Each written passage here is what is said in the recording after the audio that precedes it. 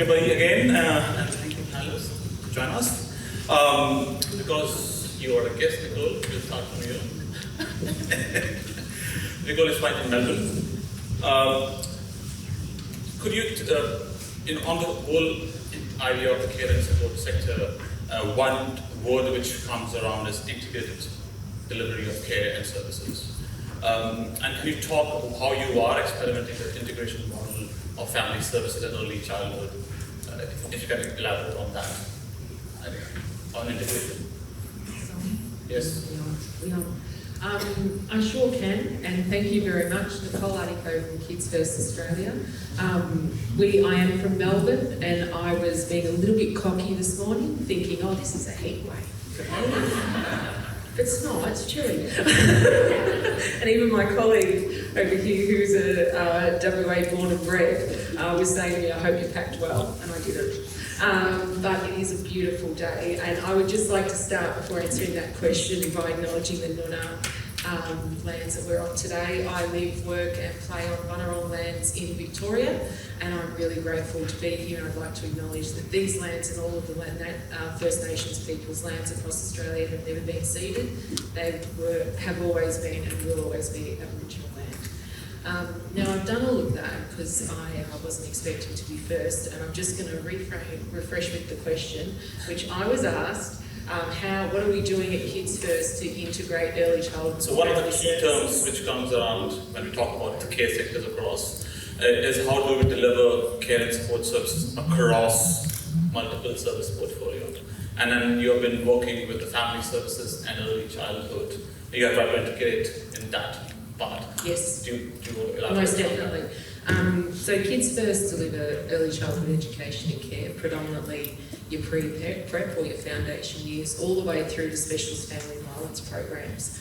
And over the last decade, we've been refining our early childhood education and care model so that it is targeted to support children that have experienced trauma and or vulnerability. And in that decade, we now have what's called an early years education program model, which goes across long day care and kindergarten. We've had Melbourne Uni undertake some research, and we also had Murdoch Children's Research Institute evaluate the model.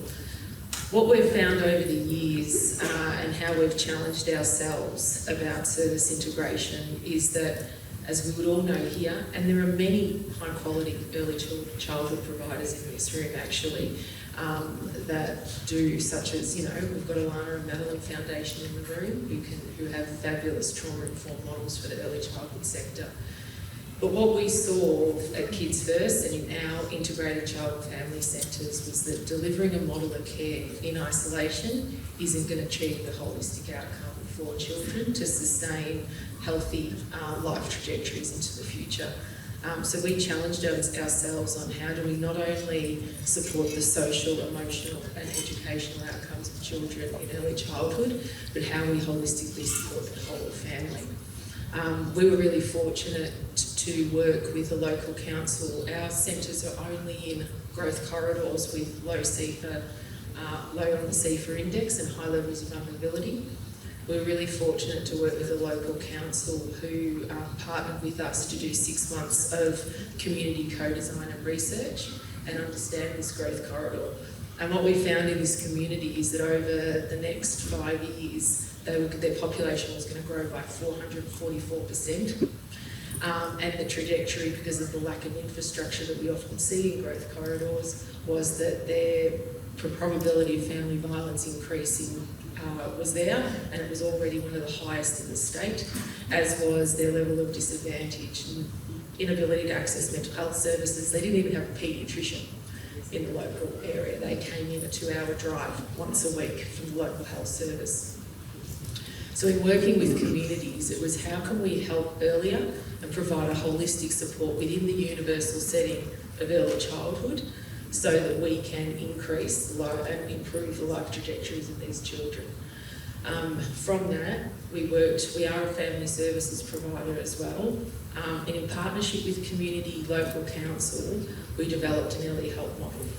It's where we have family coaches embedded in our universal kindergarten setting who provide brief intervention with the parents And again, this was evaluated by Murdoch Children's Research Institute, and Victorian State Government presented data that showed from embedding a family coach and partnering with parents in an early childhood universal setting of 3,500 families that would have otherwise come to the attention of child protection, only 3% did.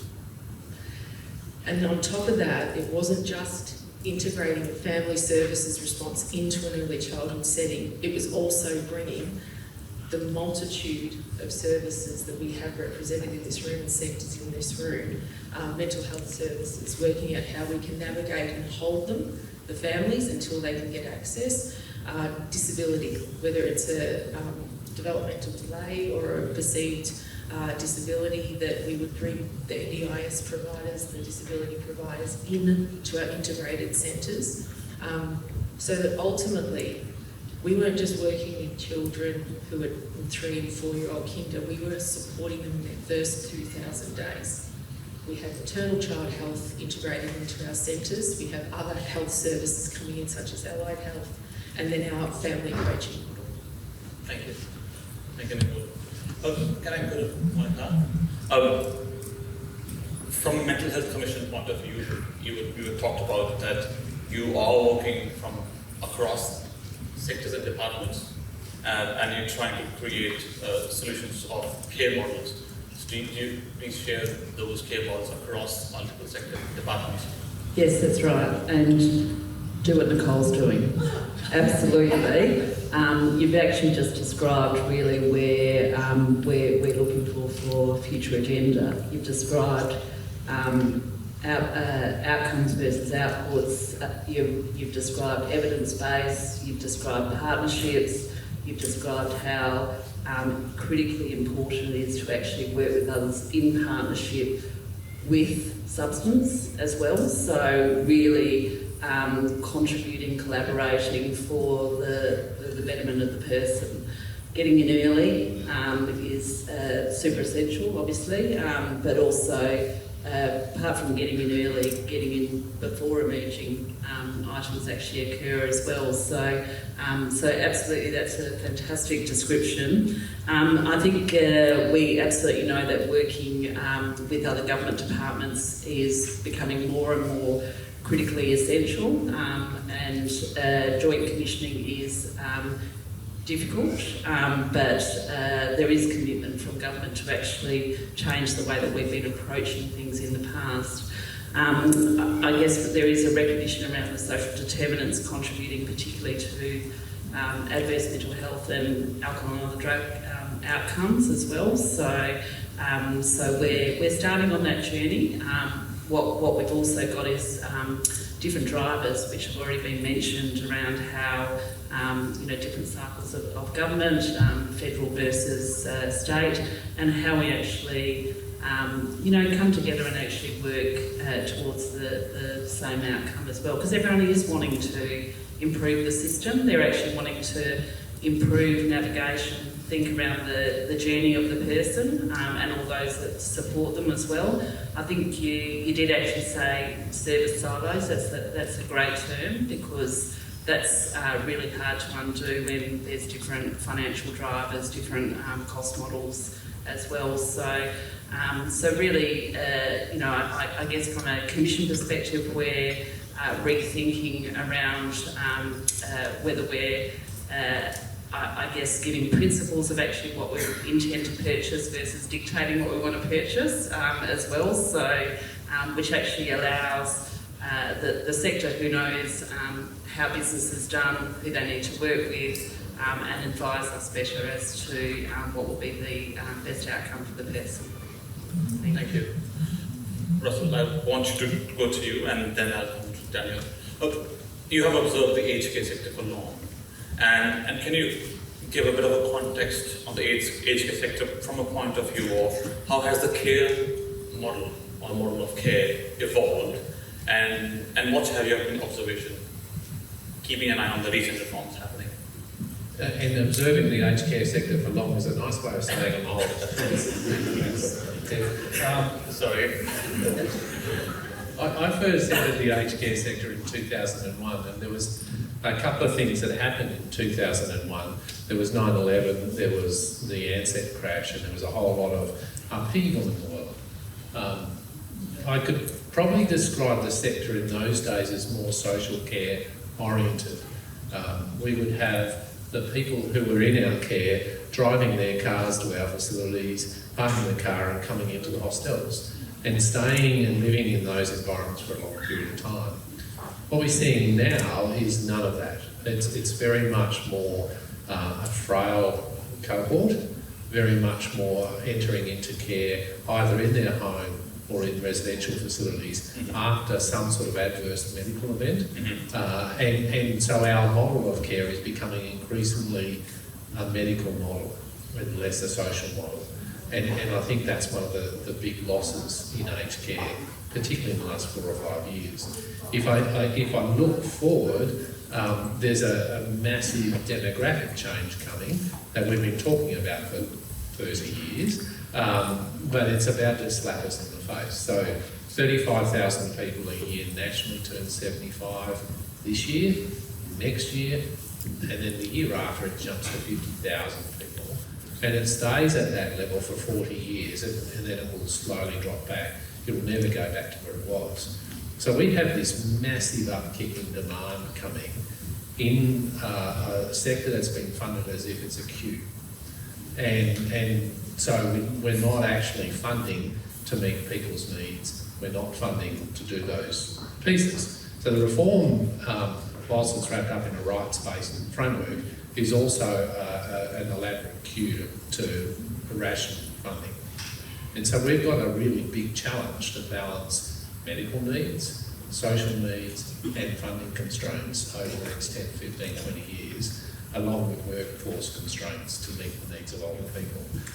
We're also, I think, one of the other challenges that we have is that the legislation assumes that the people receiving care are homogenous in nature.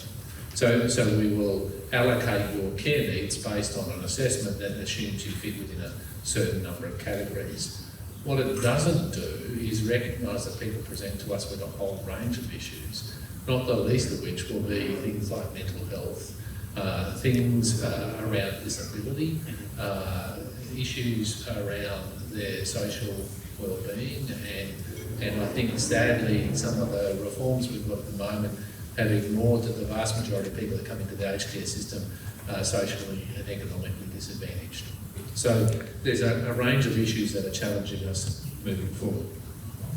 Thank you for sharing that context. Danielle,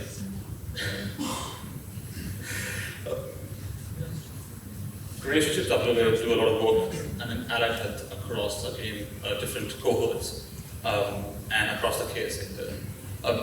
What are your initial learnings in terms of how is the care model very unique or different? How are you playing with the care model across these multiple cohorts? So, allied health.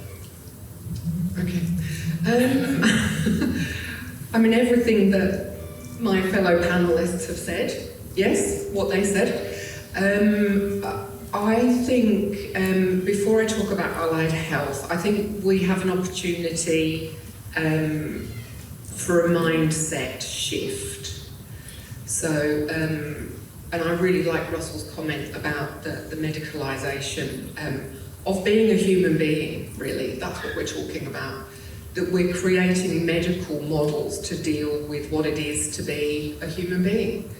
I think it's really easy to talk about people in terms of the issues they have or the challenges they present, when actually we're talking about us. We're not talking about them, we're talking about us, and all of the things that we all try to do are just about making sure that people get to live the best life that they can live. And I think if we reset that conversation a little bit in those terms, very much around early intervention, what do we need to put in place for each one of us to live the best life that we can live?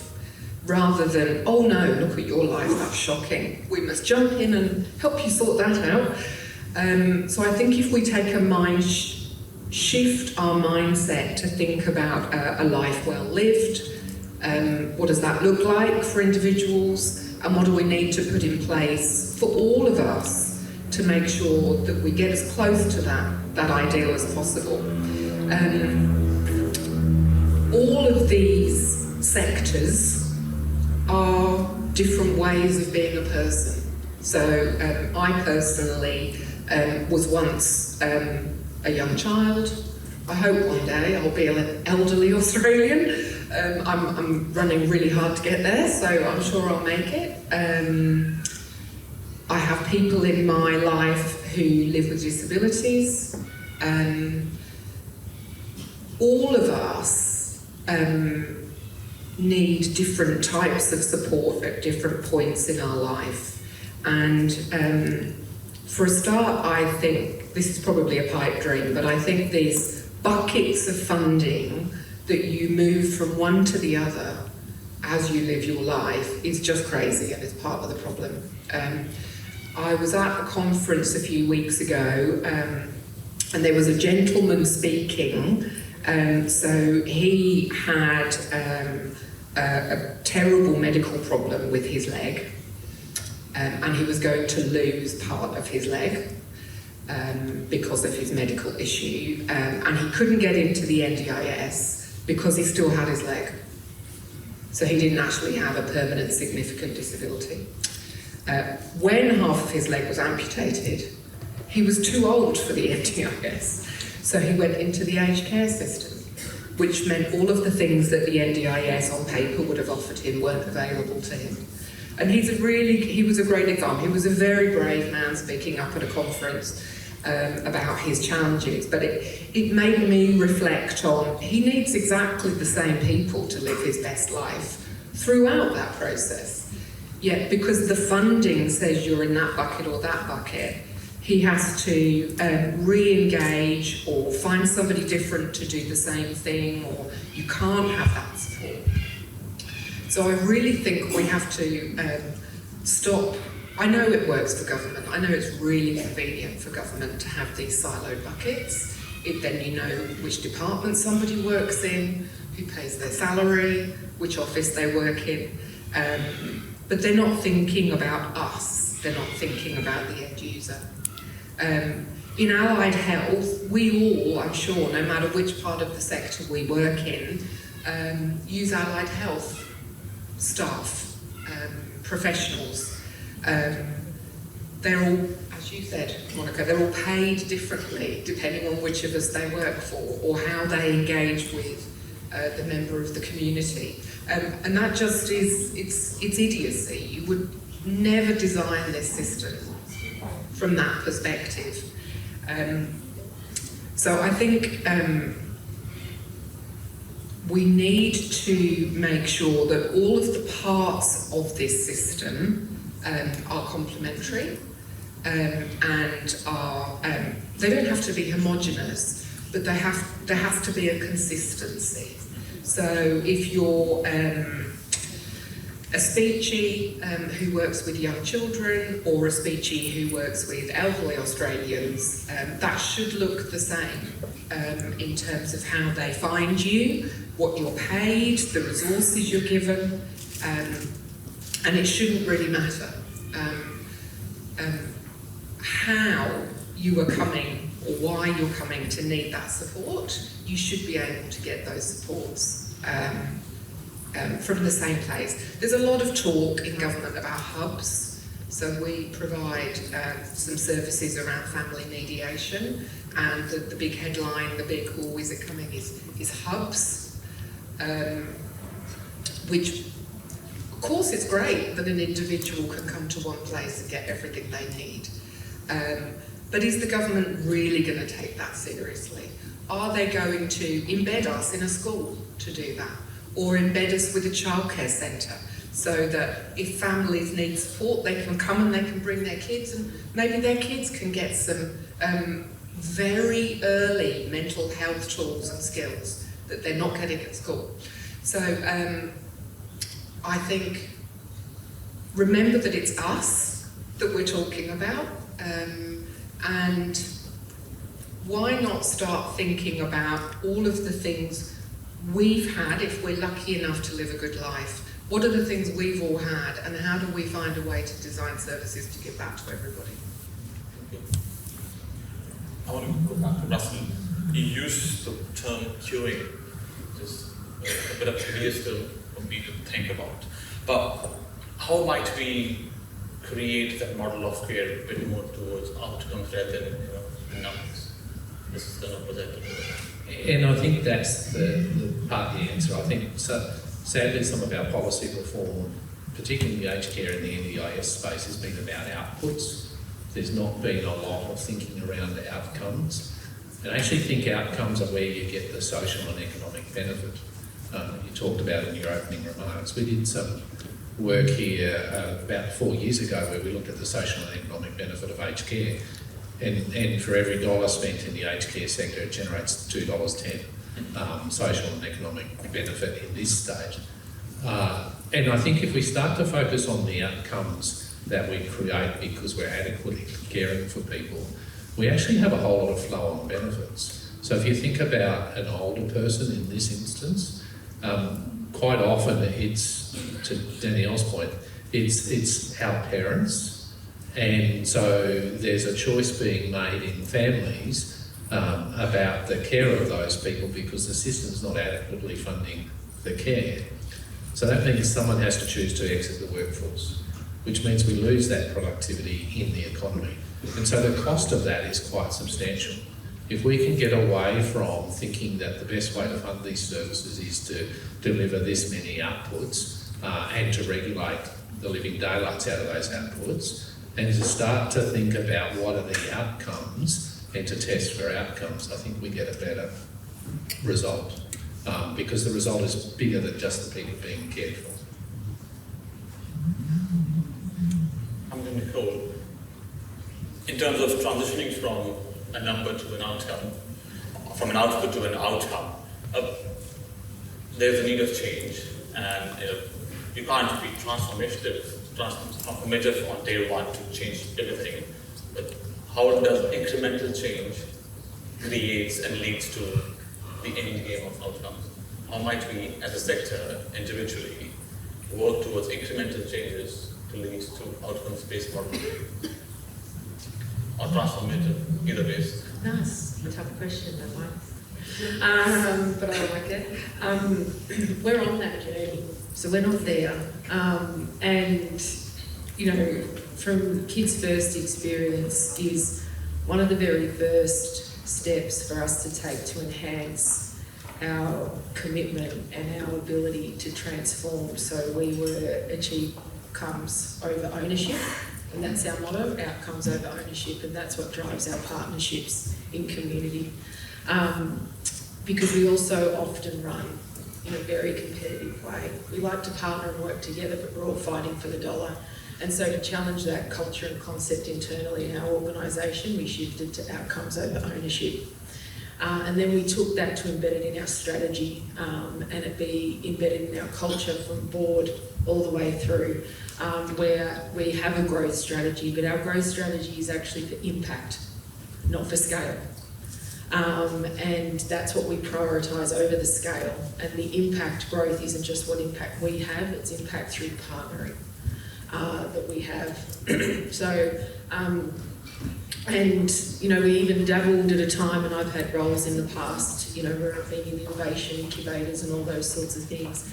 But I think the key is it's incremental steps towards transformation. It's embedding a culture of continuous improvement. I know these are some key terms we often hear and talk about, but it's holding a commitment to it. And what impact does, and being able to genuinely evidence impact or outcomes in people's life domains, is that keeps you on that journey and it holds you to account to that journey of that transformational change. You've got panels this afternoon around digital transformation. Without all of that and the infrastructure and mechanisms within your organisation on top of culture, it is difficult to achieve because you're not funded in that manner. Yes, the employment sector, are funded over sort of outcomes, but even those aren't outcomes in relation to impact, to improving people's life domains so that their life trajectory improves and they can sustain that change. Is that an answer, Deb? Thank you. Thank you for sharing your views. Monica, I would like to go to you on the same conversation on outcomes and output, but how does the department is working from a point of view of that incremental transition, or are we working on a transformative plan going forward?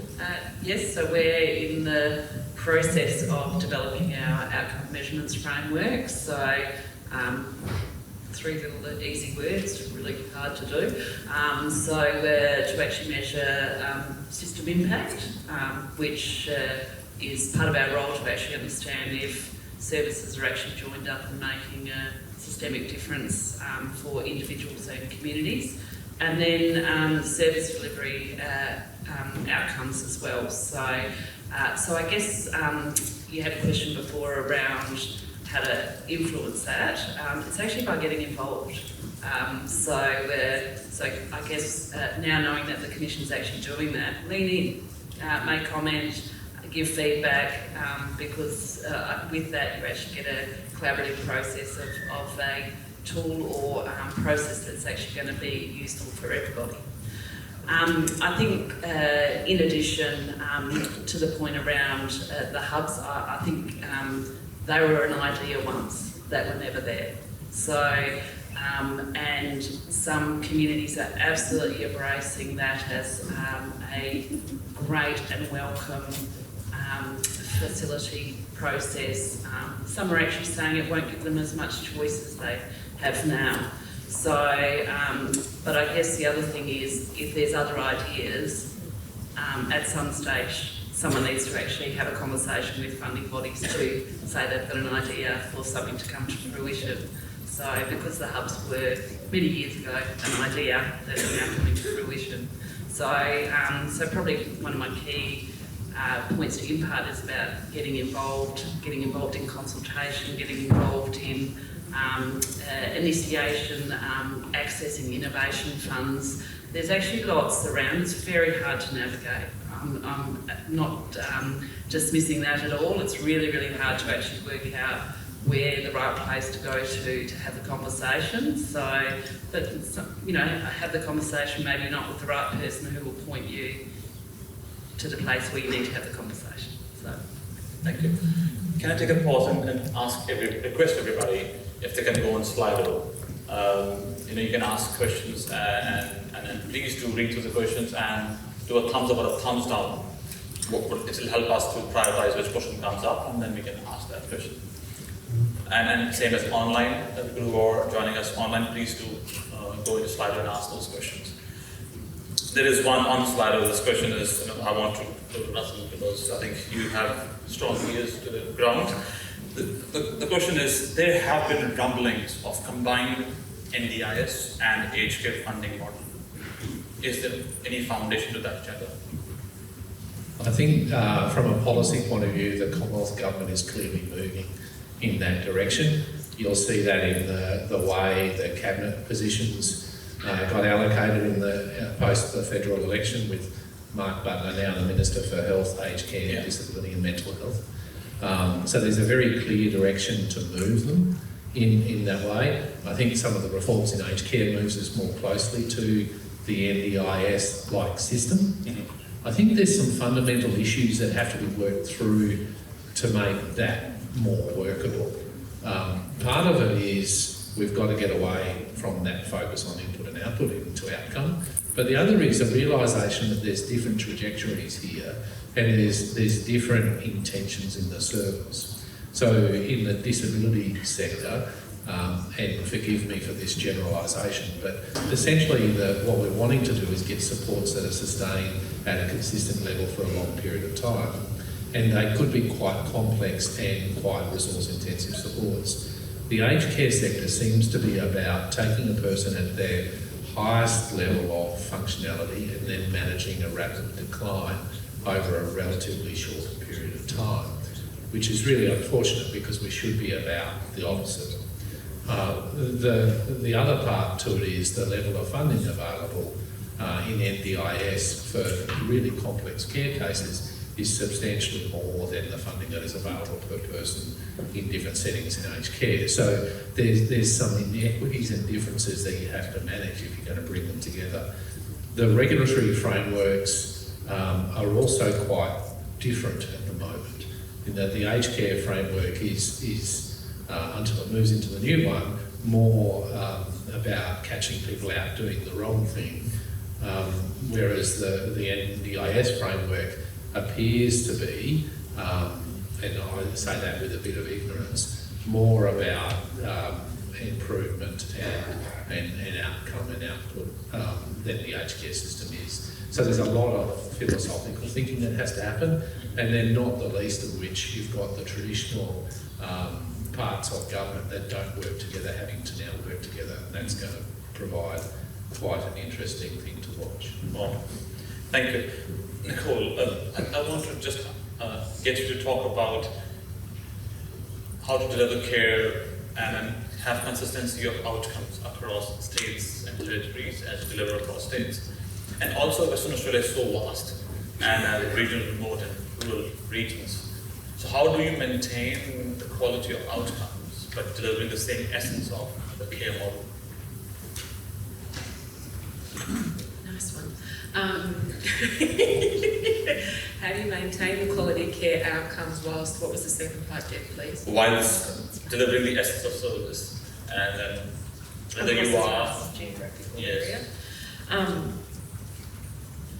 Takes a lot of work, actually, and again, it's part of a journey. We're by no means perfect. Don't get to sit up here and talk about this, but what we're consistently doing is looking in at ourselves and holding ourselves accountable to where we're at on this journey.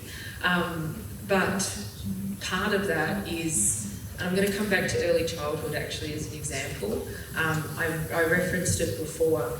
What I referenced was that we had a model, our early years education program, and we thought, that was going to be all to help improve the social, emotional and educational outcomes of children. But that was just one piece. It took us to realise that, you may have a quality management system that's really robust, but if you don't have a flag on the hill of service excellence, and that is embedded in your culture, and it's more than just meeting the regulatory requirements, which is really tough to do the way we're funded. So I know I'm saying this, but it's very tough to do. But for us, we're putting that flag on the hill of service excellence, and we have 4 key pillars of what defines service excellence, and then comes over all our various programs. So we deliver early childhood, as I said, we deliver early help, we deliver youth prevention, and diversion programs. We deliver sexual assault counselling, specialist family violence. We've got quite a range of different that have different program logics, different models of care, different funding environments, different regulatory environments. Then you add the geographical spread of we're across 4 states, and then the sheer size of WA alone. So it is very difficult to achieve, but through putting that flag on the hill of service excellence and then making sure that what comes under that for every program we deliver, that we stay true to the pillars, and that I think as Monica touched on before, then the program logics and the outcomes frameworks that sit under that are all aligned and interlinked. It's a complex piece of work, and you then need to have on top of that the infrastructure through the IT and data and so forth, and also you need to have the culture of continuous improvement. I'll give a really quick example, if that's all right, though, about WA and how we try and apply this approach in Western Australia. In Mirrabooka, for example, there is a early learning centre and a provider there where we've partnered with over the years. And in WA, I will call out, Kids First were merged with White Line Youth, a national youth service that do phenomenal work with young people, merged into Kids First. So that's how we became and grew a footprint into WA. So we've done this while navigating merger and integration over the last 2 years. But this provider in Mirrabooka, there's high levels of disadvantage, and we were partnering with them already to co-deliver services and emergency relief in their neighbourhood house, and we identified that there could be benefits from our early years model embedded in that service. So we again did the market research, we understood community, because you can't just pick up a model, put it in there and expect to get the same outcomes. That's also how you address consistent outcomes, you have to make it place-based. So we have embedded our early years model in that centre, but now we're also working with them in the neighbourhood house, which sits aside, to bring in who Danielle Pisani's in the room and can talk to you about this in the break, but we're also, because of the high rates of family violence in that area, we're integrating in our Caring Dads program. So we're helping support dads to reduce their violence because it's directly impacting the children attending the long day care. Plus, the Coleman Foundation have a playgroup model called Baby College. You know, we run that in Seymour and Victoria, and we can see from the analysis and the data we've got that it can, if we adapt it slightly, have significant positive impact to the outcomes of the children attending the long daycare centre. Some of whom, as you may be aware of, but they attend that long daycare centre 3 weeks old with no birth certificate, some of them, that the service received there. So the level of entrenched intergenerational trauma and disadvantage in the area there is significant.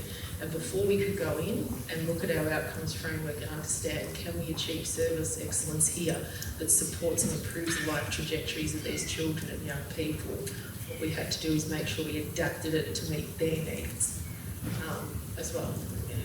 Thank you. I want to go to Monica. Again, from a Commission's point of view, how do you see the vastness of the state? And then how might we deliver a consistency in the care?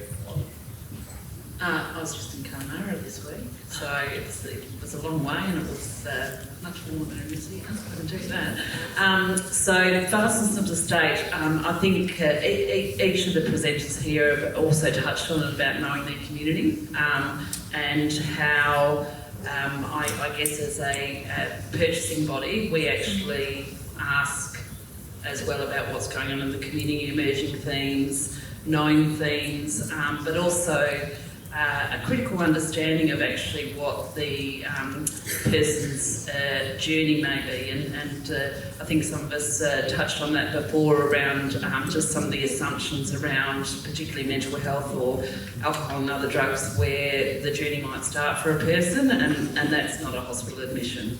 Many times it's actually started pre-birth, at birth, and right throughout the person's life, and it's come to a crescendo about when they're actually needing care.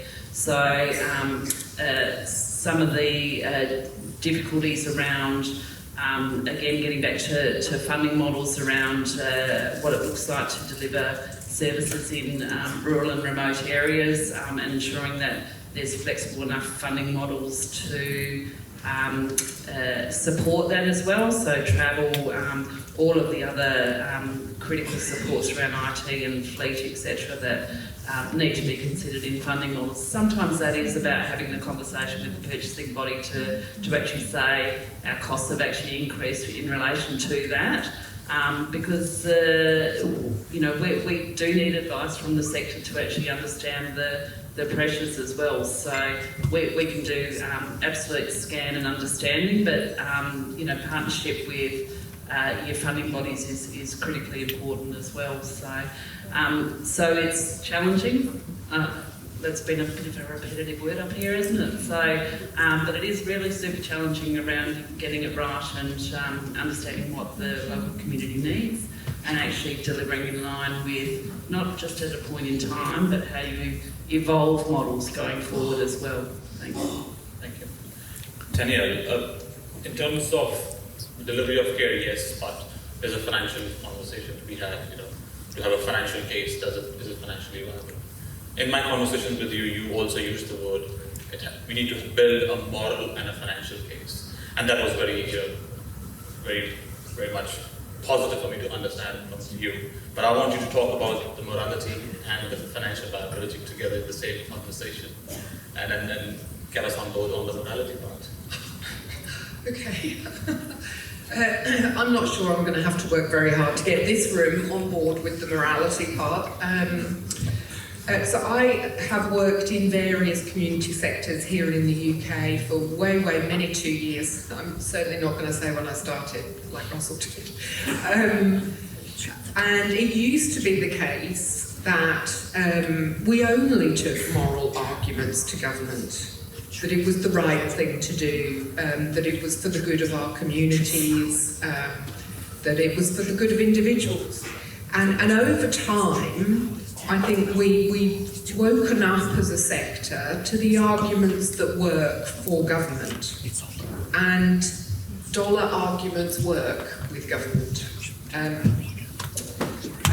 They're an important part of how we pitch. And it may be uncomfortable and we may not like it, but it's the reality. We all have to pay our staff, we all have to pay for the buildings we're in, we have to pay for the mileage to get to where our clients are. So we have to talk about the dollars, and I think we've got much better at that. I think many of us would be able to, similar to what Russell mentioned, talk about the financial investment of our services and what that means in government savings or generating income, and that's fantastic. And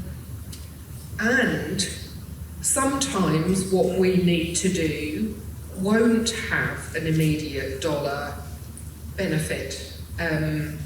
Sometimes it might not even have outputs, it will just have an outcome.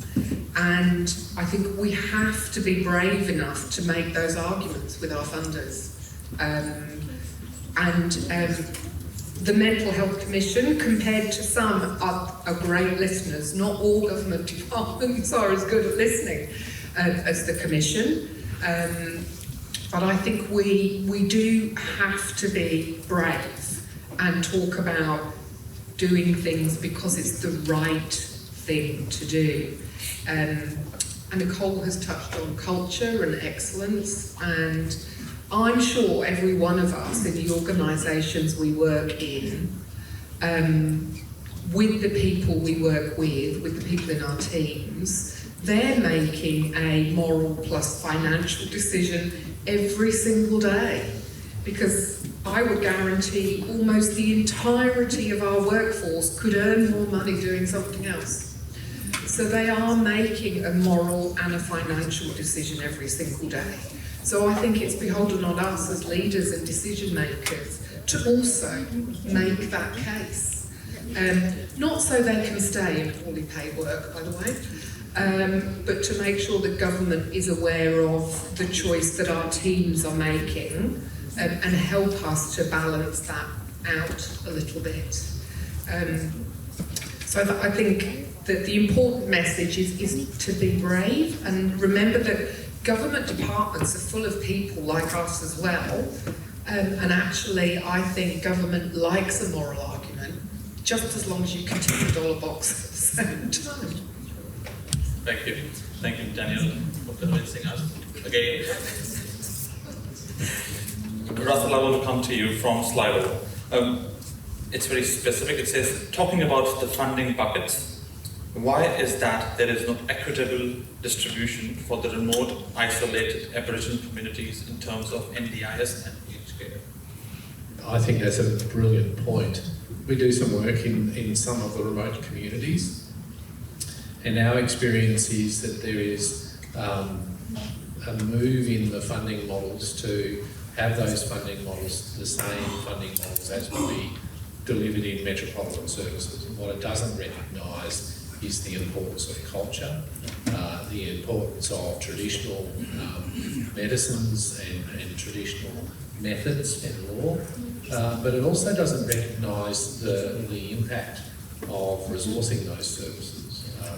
As an example, we would be spending about $600,000 a month ensuring we have adequate staff in 3 services in the Kimberley. And that's because we don't have the systems and the frameworks around developing staff in the local communities systemically to deliver that care, we create barriers to entry. And a great example in this state is that the worker screening requirements, both in aged care and in disability, require people to attend at a Department of Transport office. If you're in Fitzroy Crossing, that's a 4-hour drive away in Broome, and you're not going to get there unless an employer puts you on a bus and gets you there themselves. Let alone a recognition that if you've got any engagement with the police in your former life, you're not going to be eligible anyway. So we create these barriers to employment which have nothing to do with the people delivering the care. It's about making sure the system appears to be safe. And so I think there's a whole lot of problems that sit in remote communities that would do well by bringing the systems together and starting to think more holistically about people. And we've got to do that because those communities are the most disadvantaged communities in this country. And even though we've had a closing the gap regime in place since 2007, we're not seeing that gap close. And to the moral argument, that's wrong. And on the closing the gap, if we change the name to close the gap rather than closing the gap, it's continuing to closing the gap rather than close the gap. Probably that's some probably mindset shift. I have this one for Monica. It's very specific for you. It says, sorry, I lost the one now. Yeah, this one. Very direct. It says, what is going on with the foundational supports for folks living with psychosocial disabilities? Why haven't we seen progress between state and federal government? Wow, that is direct. So it's been a busy couple of weeks around the full scheme agreement and obviously Commonwealth directed as well. So there's lots of new information coming out on an ongoing basis, and I understand the heightened anxiety of the sector, and gosh, what some of the discussions must be happening both from an individual client and consumer perspective as well as the services. So what is going on, I really encourage you to keep up to date with what is actually happening around the agreement. There is still detail being worked through as well. Department of Communities is, listen to me, I'm going to be government speak. Department of Communities is the lead organisation for the reform. We are working incredibly closely with Department of Communities to ensure psychosocial supports and the needs of both communities and individuals are well understood, and we are influencing to our utmost abilities with that. There is a new council that's actually been intended to commence, which actually has very minister level and Director General levels to actually participate in again getting good representation from Western Australia around what our financial needs and care needs are as well. Gosh, that was a woolly, not really say anything about the discussion, wasn't it? Anonymous question. The next one I want to go to Nicole from Slido.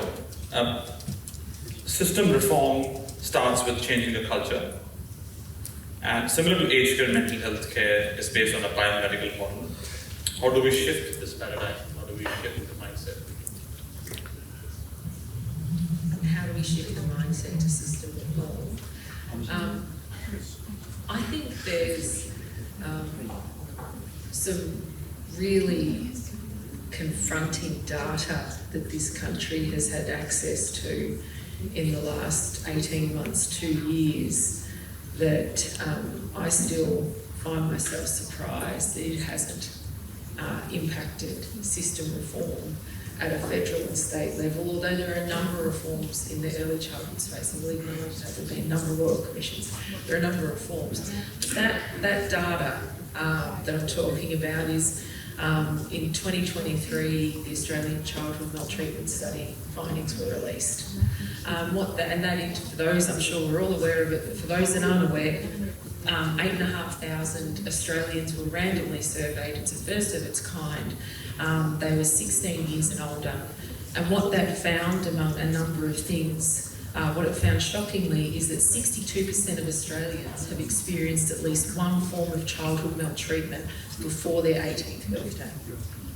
And then a month ago now, or 2 ago, we had the Australian Early Development Census data released, which happens every 3 years. And this is the 6th lot of data that's been released, so over 18 years. And the 2024 data has found and presented to us in evidence that the percentage of children's development vulnerability has increased across all 5 domains in this country. So children's developmental vulnerability has increased across Australia, across all 5 domains. We're not getting it right. We're doing a lot of good things. But we're not getting it right from a childhood maltreatment and from a child development perspective. And so, for me, when we look at system reform in this space, it's a number of across the sector, care sector, and those sectors sitting alongside, the specific ones that were represented here through the care sector. It's how we can influence together in that voice and advocate for consistency through the reform and the policy agendas. Even in the early childhood space, yes, we have national legislation and a national act, but there are various statutes at a state level for early childhood that then each state is responsible for ensuring adherence to a national quality framework and standard. And each state then can interpret differently, and there becomes inconsistency, which elevates the risk of child safety, as we've seen in Queensland with the horrendous crimes, as we're now seeing in Victoria. So it's a tough answer. It's a tough question to answer, but I would say we have a call to action sitting there. We know what's happening to our children, happening to our people in this country, and then you add the representation within there of our First Nations people. And that data is even more concerning for them. We aren't closing the gap there. So, thank you.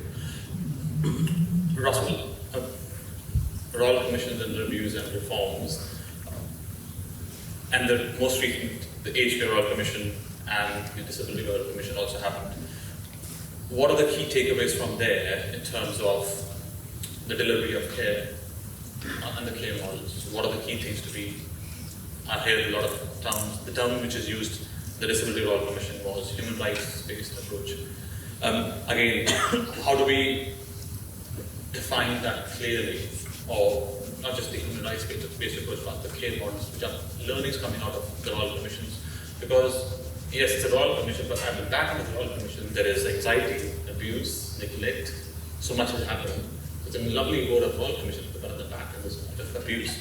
But how might we learn from that and clearly define care models? I think, in part, to answer that question, you've got to go back to the preconditions that triggered some of the Royal Commissions, and my knowledge is more specific to the aged care ones. I'll talk to that. If you look at what ended up resulting in the Aged Care Royal Commission, there were funding decisions made by government that reduced funding in the sector by $3 billion. That happened about 4 years before the Royal Commission was called. What that meant was providers stripped out all costs they could to keep their heads above water. What that did was it created circumstances where facilities were understaffed, where the priority was to try and get a job done in a very pressured situation, where we removed some of the professional staff in the care model to make sure we stayed viable. And that added up to an environment that then became an environment where abuse got fostered. And so if I go to your question around care models, your first answer has got to be to make sure we've adequately funded the care delivery. And that's not gold plating it, but it's making sure we've got the right mix of people, skills and culture to allow us to deliver care in a way that is about the improvement of the individual. A focus on rights is really helpful if your regulatory framework and your funding framework and all of those pieces are also taking into account the ability for people to make choice and have control over those choices. I think one of the problems we've got with the reform process at the moment in aged care is we're actually removing choice and control from the individual through the funding models. If I look at the new supported home model, it is dictating how much care a person can get and what type of care a person can get, but it's also putting an onus on providers to ensure that those people have choice and control when the system itself is not allowing. So there's a systemic response to choice and control, and there's a systemic response that's got to allow flexibility in use of funding to meet the needs of the individual. And then I think the last part about it all is to foster and fund innovation. So what we've got running in our model at the moment, and my fear for it moving forward, is everything has to be delivered in a homogenous way right across the country, and that makes regulation easier. What we're not doing is investing as much as we used to in things like how do we make the last 1,000 days of a person's life something that's about value adding and about providing them with a dignified end to life. We're not trialling those things. We're not focusing on innovation around how do we put a whole lot of supports around a person to enable them to stay at home longer. How do we get people better able once they've gone through a medical episode? We're not piloting those things. We're actually trying to fund care in a way that's consistent for everybody, given the categories. And I think if we don't provide that space for innovation, and it's practical innovation, it's not research and literature review innovation, I think we're actually going to see the same conditions emerge again that triggered royal commissions. Mm-hmm. Danielle, I have observed across all the royal commissions, there are providers who will come and give responses, individuals, family members, carers. And one thing which is missing is the governing bodies who are designing those systems and policies. If a system and policy is designed by a governing body, if that has led to abuse, logically they should also be the party to the response to the royal commission. And how can be some party, how can royal commission be seen as truth-telling and a genuine opportunity for transformation and reform? Okay. So I have no idea how to answer that question. I think it's probably inevitable that all governments are self-regulating. That's kind of written into the democratic way that a government regulates itself. There's been a number of royal commissions in the last few years. I think the fact that those commissions have happened must be acknowledged as a positive thing.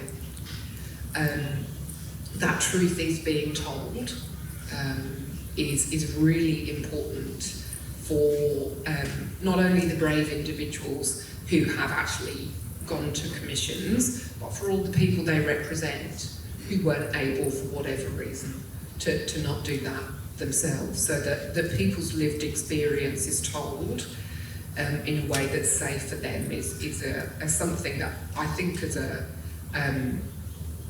culture we should be very proud of. I think when we fall down is the next step, which is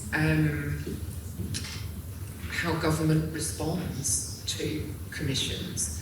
And because we allow our governments to be self-regulating, they get to choose what they do. They get to accept or not accept the findings of commissions. Now, I'll be devil's advocate for a second. If I was government, I get why. I get to choose. Who wouldn't want to choose which parts of the system that they want to fix and which they don't? But I think if we really want commissions to have teeth, then they have to have the power to mandate their recommendations. Whether our government would be brave enough to do that, I don't know. If governments were brave enough to do that, is there then a risk that they will deliberately establish conservative commissions through the commissioners they appoint, the scope? I don't know, but particularly thinking about the commission into disability. I worked in the disability sector at the time that commission was taking place. As a provider, we weren't called, but obviously we could be called. And I agree 100% with your point that nobody was asking the questions of the policy settings that created those environments. And I think when we look back in history, it's almost as if those systems were designed for abuse. I think perhaps we're all a bit nervous to take responsibility because many of us are old enough to have been part of those cultures. But to answer your question, I think the only way you can fix it is legally. Commissions have to have the right to say these are the outcomes. But like I said, I think the flip side of that is, do they then become toothless tiger? Thank you. I would like to go through all the panelists and concluding remarks. Monica? Concluding remarks on the care model. And 30 seconds each. It's complex. I guess recognise that some, and in fact all government departments are actually committed to doing better as well. So, and just encourage cooperation as part of that. I think,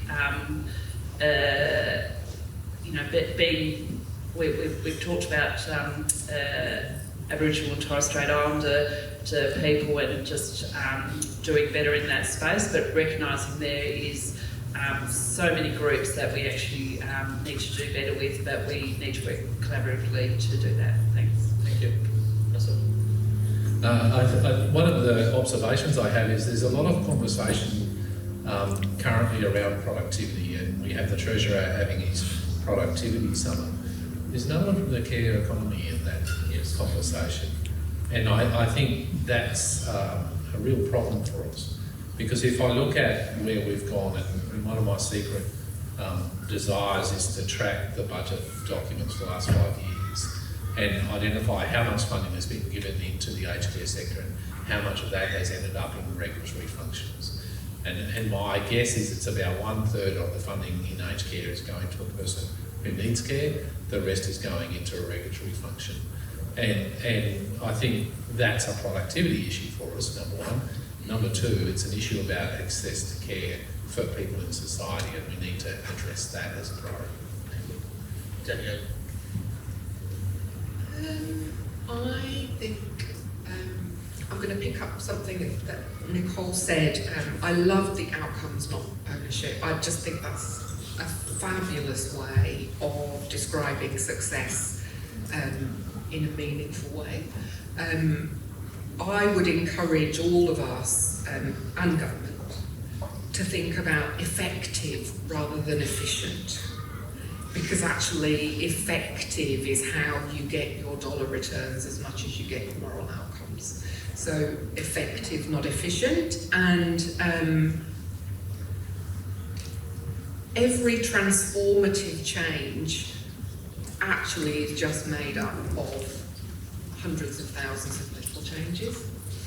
And all of us have the ability to make connections, have conversations, ask questions. If you can't get to the person who will give you money, keep going until you do. So I think if we're all open to learning new things, building new relationships to support the communities we work with, I'm not saying we don't need government, but I think we can do an awful lot ourselves just with what we have now. Thank you. Because we are kind of double away, so we're finished with the whole case. And you've just said that everyone has video. You've said that sort of similar to what I was going to say beautifully.